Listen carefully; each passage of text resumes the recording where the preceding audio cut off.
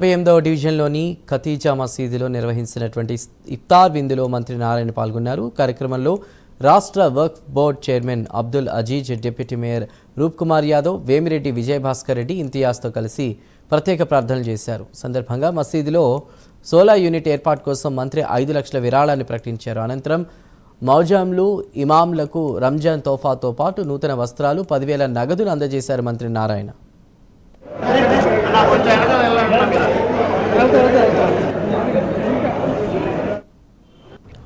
ఖతీజా రంజాన్ మాస సందర్భంగా అందరికీ, ప్రతి ఒక్కరికి, రాష్ట్రంలో ఉన్న ప్రజలందరికీ నా యొక్క శుభాకాంక్షలు. ఈ మసీదుకి గతంలో యాక్చువల్గా అప్పుడు వచ్చినప్పుడు నేను అజీజ్ గారు వచ్చినప్పుడు ఈ ప్రహరీ గోడ విషయం చెప్పడం జరిగింది. దానికి ఆ రోజు ప్రహరీ గోడ ఇమ్మీడియట్గా శాంక్షన్ చేసి దాన్ని పూర్తి చేయడం జరిగింది. ఈరోజు మళ్ళీ ఇక్కడికి వచ్చినప్పుడు ప్రార్థన చేసేటప్పుడు ఈ యొక్క కమిటీ మెంబర్లు అందరూ ఒక రిక్వెస్ట్ చేశారు. సార్, మాకు ఆర్థిక భారం ఎక్కువైపోతుంది, మాకు వేరే షాపులు కానీ వేరే ఆదాయం కానీ లేదు ఈ మసీదుకి, అందువల్ల ఎలక్ట్రిసిటీ బిల్లు నెలకు ఒక 15,000 పైన అవుతుంది.